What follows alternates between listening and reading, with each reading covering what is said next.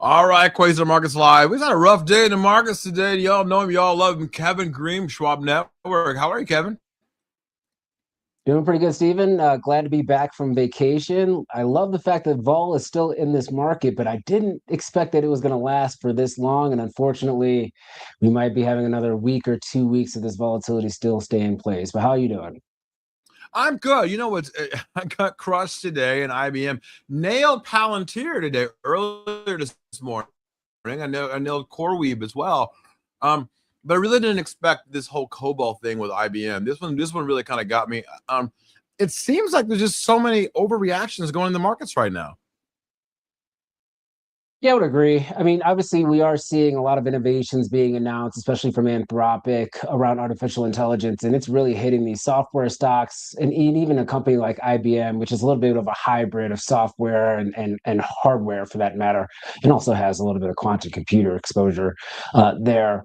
But these announcements, you're seeing people kind of just shooting first and asking questions later. And a lot of these overreactions, I think, for now, they may be short-lived. I understand some of the risks that we will have over the next, 5 years or 10 years. But some chief security officers, some chief technology officers, for that matter, it takes a long time to integrate or really trust any type of AI model or any type of new major change within an organization. So these announcements that we are seeing, yes, will it have an impact down the road? It will, but I think the adoption rate is going to take a lot longer than what people expected. It's the same thing that when artificial intelligence just came out, or when it came out, 3 years ago, 3.5 years ago or so, you're just starting to see a lot of this being rolled out on the corporate front for individuals to utilize it for operations. So it does take a little bit of time here. Kind of surprised that we are seeing these reactions, but we can see these aggressive reactions along with a market that has elevated volatility as well as very low liquidity. Book depth's not that great. If you look at a lot of liquidity indicators, not that great as well. So you have very big price swings. And once again, software seems like the one that everybody's kind of ringing the cash register on. Any type of hint that there could be market share give up because of artificial intelligence. Yeah, what's making people so scared? I mean, it just seems that to me, it's like the machines are in charge or something. They're like kind of like laughing at it, and going, okay, you know what? We'll run with whatever narrative's there. I mean, today's narrative about Anthropic and COBOL and CrowdStrike getting smacked the way that it did, it just doesn't make any sense to me, Kevin. Yeah, I think, there's a couple of things, and I won't go down a major rabbit hole, but I think it actually is very important for people to understand. So there's trading that is done, like yourself, myself, or on a computer, we place a trade. But 90% of the trades that are being done is fully electronic as well as automated or algorithmic. And so I think there's also sentiment algorithms that are out there that look at a headline, read and parse a headline, and then make a decision. And you're seeing kind of this domino effect of selling that's kind of accompanying it, no matter if there's actually going to be a material impact for the company or not. I think that's one of the reasons why we are seeing kind of this sell off. The COBOL situation is very unique. So COBOL is not really a mainstream programming language anymore outside of the financial industry, especially when you're looking at the back-end infrastructure. So let's say a Visa, MasterCard, the payment processing infrastructure that's out there, the ATMs as well, a lot of balancing and ledgers that are being transacted on the back end. A lot of that's built on technology that was coded in the 60s, 70s, and 80s. And so it's really hard to kind of get that off of COBOL and moving it to, let's say, a Python or R, or, you choose your language. So could it have an impact on their ability to retain business with a company like a Visa or MasterCard? That could be the case. But once again, that's a very small slice of IBM's overall portfolio. And for it to get Right. hit, I think is 6% to the downside seems a little bit aggressive for something that's just being rolled out. And once again, the adoption rates are 13. going to take longer than I think the market's kind of giving credit for. Yeah, 13% smack on that. I mean, I get it that 95% of ATMs are running on COBOL. I was coding in COBOL in grade school. I get that. But I mean, when was the last time you went to an ATM machine? I mean, do we really care about like what COBOL and for just because Claude and Anthropic can now code in COBOL? So what? I think it's great that these companies that these AIs can take old dead languages because there's not that many people who can do code in COBOL anymore, and actually upgrade it to something newer, but it can't take it to Web3. It can't take it all the way, and there's so many mistakes in the thing. So why this massive just snowball effect on the markets here? Because I think it's the progress towards the ability for it to be, let's say, 95% or even 99% effective at some point in time. And I would say over time, technology will get there. There's always going to be a perceived risk. Right now, we have not experienced, and I'm not hoping this is going to happen, but I would not be surprised within my trading lifetime, over the next couple of years for that matter.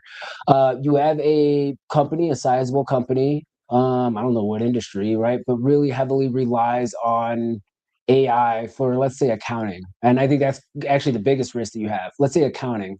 And let's say the model has been kind of doing these computations in the background, and then come to find out a couple of quarters later something was incorrect and you had to re-report.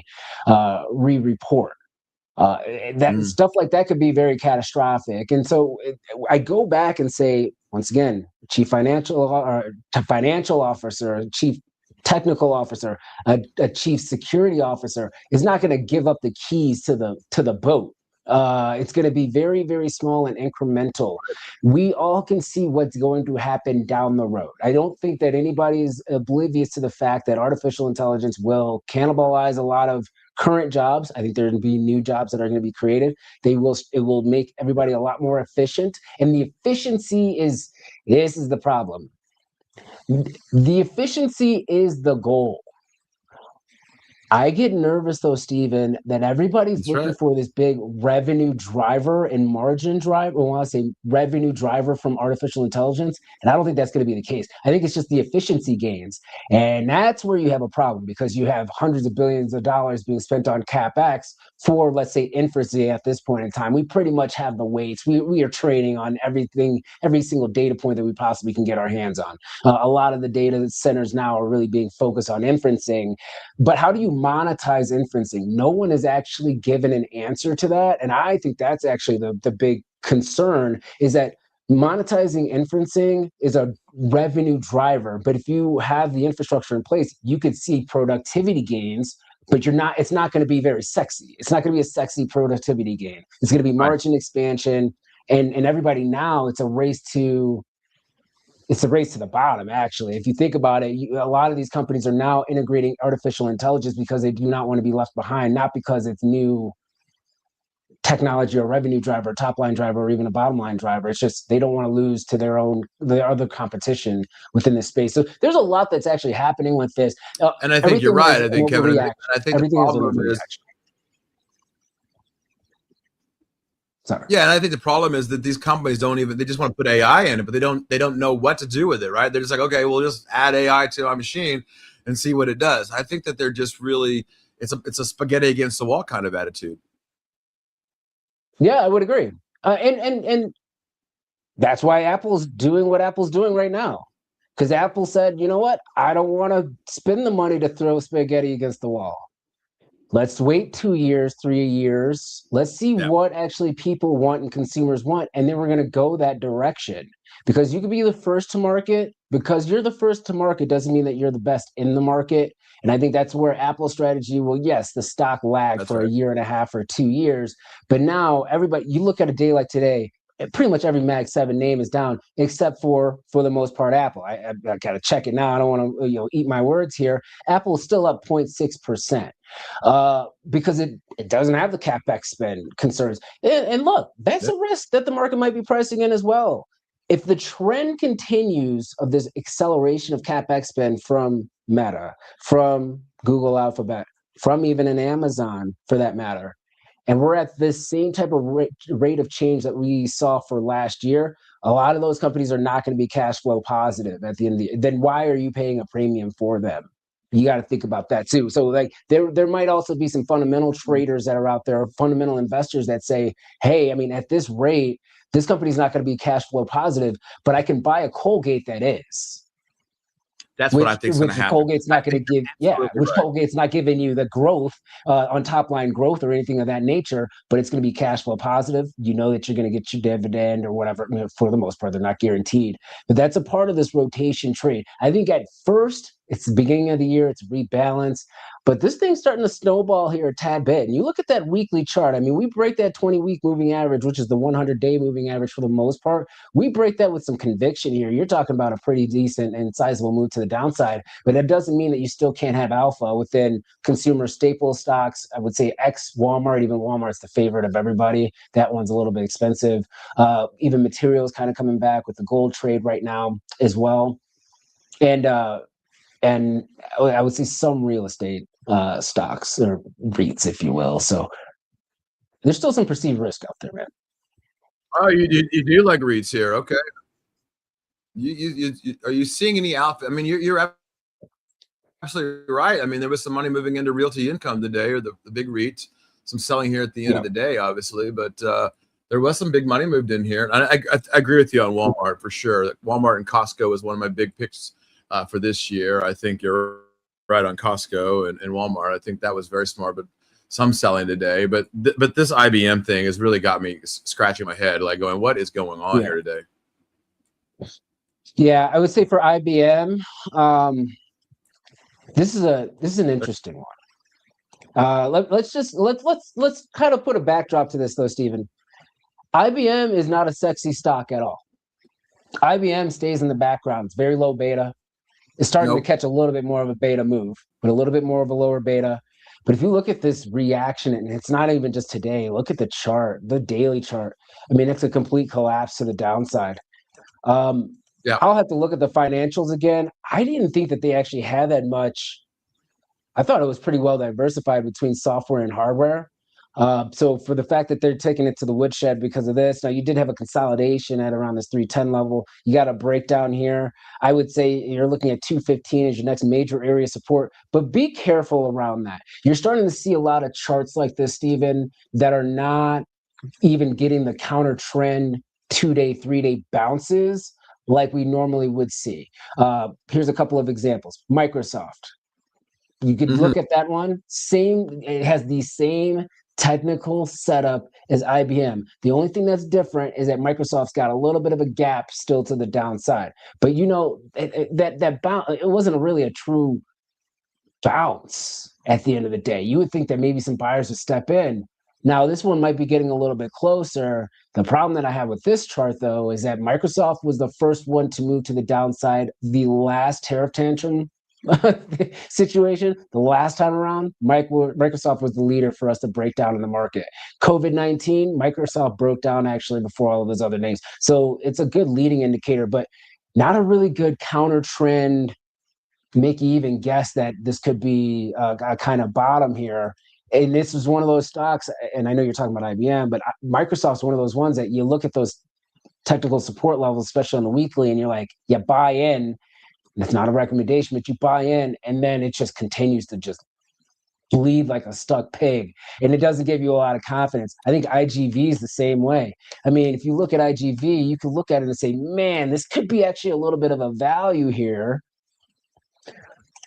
But the update that we had, what was it, on Friday or Thursday, wasn't on any strong volume. It was more of a short covering rally rather than some new buyer stepping in. And that's where I get a little bit nervous. If you're a trader, if you're an investor, this might be a good little level here. But as a trader, these kind of falling reversals, if you will, or these checkbacks type of patterns haven't really played out to strong 2, 3, 4-day counter trend rallies like you could. I take advantage of that call skew, go out there, scalp a bit, and then get out. These stocks are not really doing that, and that gives me a little bit of caution that there's still a lot more de-risking taking place in this market. Yeah, I can see for those who don't understand what Kevin's talking about, IGV is the ETF there for the tech sector, software sector, which is getting absolutely obliterated. And I think it's a little bit, for me, I like this kind of selling, Kevin. mean, this is the one I like to buy, right? I like days like this. This is the last hour on IGV, and there was some buyers stepping in at the end of the day. Yeah, technically you like it. The problem that you have, though, is that last week we had this flush down to this $80 level, right? Uh, get to a key area of support, $80 whole number. You had some buyers stepping in. You bought in, got up to, I'm not even going to say 86. It briefly got up there and quickly reversed, but it got up there and then consolidated and failed. And every green day that you saw was on lower volume. So green days on lower volume does not kind of give you conviction that that is the low, right? That means more of a short covering rally, maybe a counter trend bounce before another flush to the downside. And that's where you get a little bit concerned. I'm right there with you. I like doing these type of, I like picking off stuff like that's in this type of technical pattern. But I will say this, I tried that with Microsoft over the last 3 weeks, and I don't feel so great. Microsoft breaking below $400 seems a little bit crazy, right? Not crazy, but you would think that a whole number like that, aggressive selling for what, 3 weeks, 4 weeks, 5 weeks in a row, that you would catch a counter trend bounce, key area support, and it's just knifing right through it. Microsoft broke the weekly trend line that's been in place for the last 3 years today. Like it was nothing. It wasn't even like buyers wanted to even attempt a bounce. That makes me a little bit concerned. And then also having an elevated VIX, you're still sitting at a VIX of around 21 or so. Look, VIX at 26, I always say that. VIX at 26 is really what I focus on, because that's more than a one standard deviation move that you get to the upside on a 1 year basis. Usually in any 1 year rolling period, I would say maybe outside of COVID-19 where we had that, 80 VIX blow off, right? But a 26 VIX. Now, the thing is, it's been curling up enough where you would think, I thought last week, we should be able to clear 23, 24, 25 and get some buyers to step in. But it's really stubborn at these levels. And I like elevated volatility. Don't get me wrong. But I like elevated volatility and then a nice crush in vol, and then it elevates again and resets. I don't like vol staying at 21, because the vol staying at 21 is a chopped up market, which is exactly what we've experienced. S&P 500 has been in a consolidation, Stephen, since October. Let's call a spade a spade. We haven't gone anywhere, which also makes me nervous. Because now we're kind of, if you look at the weekly chart on the S&P, now we're starting to make lower highs, as well as if you're looking at wicks, lower lows, touching the 20-week moving average. We're pretty much at the cliff of a pretty decent break if you had the right news catalyst, and it seems like we might with its tariffs. The weekly doesn't look really that great on S&P 500. So this is how cautiously optimistic, play the rotation for now, trust the technicals. 100-day moving average holds up, continue to look at buyers maybe stepping in at that level. 20-day moving average, that has been a key area of resistance, sell into those. And then the slop, which is what we call that middle of that range, unless you have the stomach for it, it seems like it kind of is better just to sit on the sidelines and trade very small size until you get to one of those bands, either the upper end or lower end of the bands.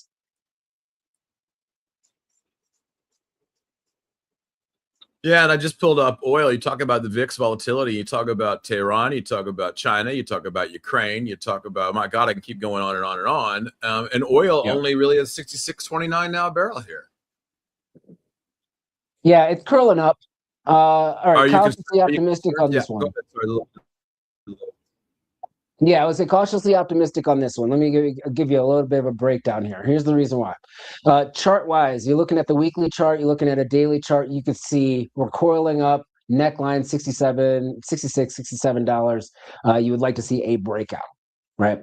So technically speaking, oil looks good. Actually, oil has been looking good since $58. Usually from an oil trading standpoint, and everybody's different. So Stephen, you have your own style, I have my own style. I like to buy bottoms. I hate, like, when people actually hate a commodity, that's when I like to buy them. $55, $56, that's great. And then you trade that up into, let's say, a $60, $62. You let that clear 64, maybe hit up to 67. I usually do not trade breakouts in commodities. Just me personally, unless there's a fundamental catalyst. And the only the true fundamental catalyst for this move right now, let's say 80% of it. 20%, I'm going to give you some optimism. 80% of it's geopolitical risk. Now, some people I've heard on the networks today, well, multiple networks, there's $10 of geopolitical risk premium. I think that's a little bit expensive. If you look at, when you look at geopolitical risk premium, what you say is you take the geopolitical risk out of it right now and you look at the demand picture and the supply picture. Where did you have buyers really stepping in? We did not have any type of this geopolitical risk on a major scale when it was trading at $56, $57. When it's trading at $60, even for that matter. Now it's trading around $67. I say around $6, $7 of geopolitical risk premium across the board. That includes Iran, that includes Ukraine. And Russia, Ukraine is actually more of a deflator than it is an inflator when it comes to prices here. But the reason why I don't like trading breakouts is because it's actually hitting a key area of resistance here. And if you have that geopolitical risk premium coming out of the market, let's say a deal is done, and we have a taco type of situation here. The retail traders that have gotten into this, not only when you're looking at USO, but also when you're looking at crude options, because it's a heavy skew to the call side. I think you and I even talked about that about 3 weeks ago. It was heavy skew when it was down there. They'll unload really quickly. And that's the concern that you have when you try to trade the breakout, trying to trade at 66, 67, trying to break out to that $70 level. It's concerning. Now, other side of that, winter blend to summer blend, we're pretty much, this is like the final week on the refining basis that you're going to start seeing that cycle through many of the gas stations. Northeast is probably going to have some problems with that because of the winter storm. Summer blend, a lot more profitable than winter blend is. Utilization rates, you'll start seeing those kind of creep to the downside as the retooling and everything of that nature kind of takes place. That right sizes. And then you have the situation in the Northeast where you have the Arctic blast in January. We were actually burning oil to power that, which is like third world country stuff. But this, I mean, we were utilizing oil within that type of operation, heating oil as well, which is also diesel, gasoline. Heating oil, diesel is pretty much the same thing. They just change the dye and they can tax one, they don't tax the other. It's kind of a crazy system. But heating oil demand in the Northeast is also drawing down diesel inventory level. So you're actually seeing a little bit of a tightening of supply for oil and diesel. Gasoline, a little bit of a different story, though. Gasoline inventories, in my opinion, given the demand backdrop that we have, doesn't really scream that gasoline is going to rip $3, $4 from here without a geopolitical risk catalyst. So I'm giving you kind of that there is a bullish take here. You're also in Lunar New Year right now. So if you actually see positive gains outside of geopolitical risk during Lunar New Year, which is the next, 3 weeks or so, it's happening right now, because that means China's consumption goes down pretty considerably. Their inventory builds. You'll start seeing supply kind of build up, supply on water, or oil on water, people like to call it, will start to build up. But if the prices continue to move higher, and we're at a stalemate with Iran right now, and that prices continue to move higher, after that Lunar New Year is when you get the draw. Also think about this, and I know I'm talking a lot. You get the draw after Lunar New Year. Guess what also just happened? I love it. China's tariff just got cut darn near by 60%. What also is going to happen?